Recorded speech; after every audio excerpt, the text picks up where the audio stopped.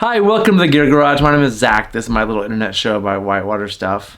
And in today's episode, I want to give my thoughts about the 3-to-1, or it's also called the Z-rig or the Z-drag. I'm not sure what a Z-drag even means. I call it the 3-to-1, but I'll use those names interchangeably. It's a way to use some pulleys and some prusiks and carabiners to create mechanical advantage for some thing, whether it's whitewater related, it's pulling a car out of a ditch, it could be for climbing. It could be a variety of things, but in the whitewater sphere, we generally use this to create mechanical advantage for rescue. And I want to do this as a discussion. This is me giving my thoughts. If you have thoughts, please add them in the comment section below. I've been asked to do some episodes about handling wraps and mechanical advantage, and I'm not a swiftwater rescue instructor. I feel like I have a lot of experience working with these things in the field, and I've taken a few classes, but I don't want to present this as I'm an expert in swiftwater at all. This is just based on my experience, and I think I have a lot of practical thoughts about this stuff actually gets deployed in the field and how it's pretty useful. So I want to share those thoughts with those in the audience that want to hear from somebody who, again, is not a swiftwater instructor, and I'd love to have some instructors chime in. So with that in mind, this is a discussion, and I feel like a lot of people who teach swiftwater are kind of down on the 3-to-1. They don't enjoy teaching it. And maybe I'm right or wrong, I'm not sure, but that's what I'm getting. And they really feel strongly about using the vector pull or other tube deflation to remove wraps or just other things. And I think those are valid things. But I really feel like teaching the 3-to-1 is important and people should learn how to do it. It's an important tool. The things I don't like about it are, one, a lot of people associate wraps with 3-to-1s. I've seen a few times showing up to a wrap scene and a boat is wrapped and everybody immediately sets up an anchor and does a 3-to-1. It is not the first thing you do by far. So I want to make sure that people know wraps do not equal 3-to-1. That's an important detail. And second of all, when you do a 3-to-1, you're potentially adding a lot of force to the system, forces that most people don't really understand. And you could break things which could cause metal equipment to fly back at the vehicle pulling and hurt people. And people have gotten seriously injured in the past, and that's a huge bummer because when we're dealing with a wrap, it's usually equipment retrieval. There's nobody hurt, there's no safety issue. You're just basically getting your raft back. And for somebody to get hurt, an equipment retrieval is a bummer. So I feel like people misuse or overuse a 3-to-1, and that can be dangerous. So those are the downsides. To me, the big upside of using a 3-to-1 is it's kind of what's been commonly used through most of boating, right? It's what a lot of people know. It's what's taught by many people. And I feel like on a rescue situation, we need to have a common language, and everybody needs to be trained commonly. Although we're trained in different states by different people, I feel like as soon as we start training different techniques, if multiple people show up to a scene with different training, that's when we have problems. And the scenes I've been on, it's really important. Leadership is always really important, and having a common language is really important because tensions are high, people make mistakes.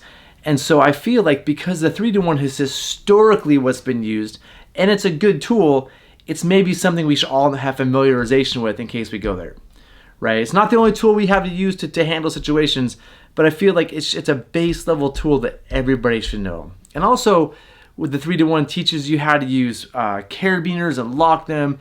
It teaches pulleys and how some add mechanical advantage, how some are just redirects. It teaches you to use the prusik.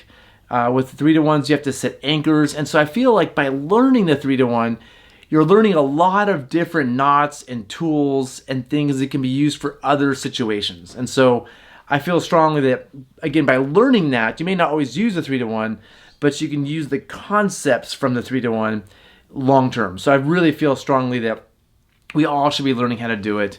And I think that the trick is that the 3-to-1 is useful for a lot of different things beyond just pulling really hard on rafts. Again, a lot of people's brains are raft stuck, pull hard, which is the wrong way to think.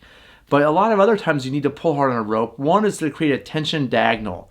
There's ropes you can put across the river if you're trained and practiced that can allow you to transport people, and you need that rope to be tight, and a 3-to-1 is a great way to make that rope tight. Also, if you're going to do a vector pull, you need a tight rope. A 3-to-1 is a way to get a tight rope so you can add a vector pull to create force, which is a separate topic we'll talk about somewhere down the road. Also, I've been in places when we need to portage and we need to pull boats up a hill, right? It's not enough just to pull ropes. The 3-to-1 helps pull boats up a hill for a portage. So it's a pretty useful tool for just moving things around anyway. Or if your car gets stuck and you have your safety kit, it's a way to use, to pull your car out. So it's a tool that can be used more than just, rafts in the river to pull things around. And also, if you're doing a body recovery, which people have done, and they can't pull this person out by themselves, setting up a 3-to-1 is a great way to help pull a body out of the river. And I know that that's morbid, but bodies do get stuck in the river, and you really want to try to pull them out. And a 3-to-1 is a way you can possibly get extra mechanical advantage when you're limited on people, supplies, whatever it is. So I feel like a 3-to-1 is a really useful tool. Now there's other systems than 3-to-1. There's a 4-to-1 pig rig. There's something called a transport hitch. And what my worry about those other systems is they're complicated. Not everybody knows them, and they're easy to forget. So I've learned the pig rig before. I've learned the transport hitch before. But when I'm in the field, I kind of forget exactly how to set it up. Where the 3-to-1 is just like very quick for me. So I feel like when we're in the field doing swiftwater techniques, I want to use the thing that I'm practiced with. I can easily set up, and again, all the people around me have familiarization with and/or like expertise with. So those are my thoughts on the 3-to-1. I think that it's something that, again, we should all learn, but we should be cautious with. We should know that, again, raft does not equal 3-to-1. That's an important one. And whenever you set one up, you shouldn't just yard as hard as you can on something. You should, if it's not working, try a different angle. And on that note, I really like, my friend Mark told me about the rule of 12.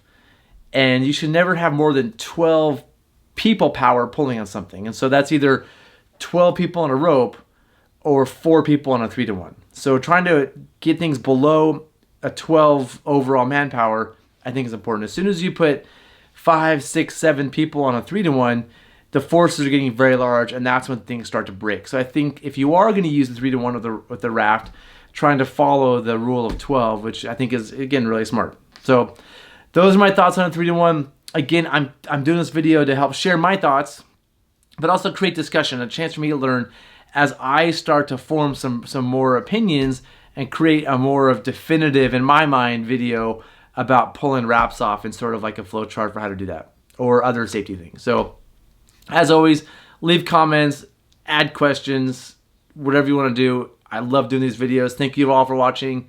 And yeah, see you next time.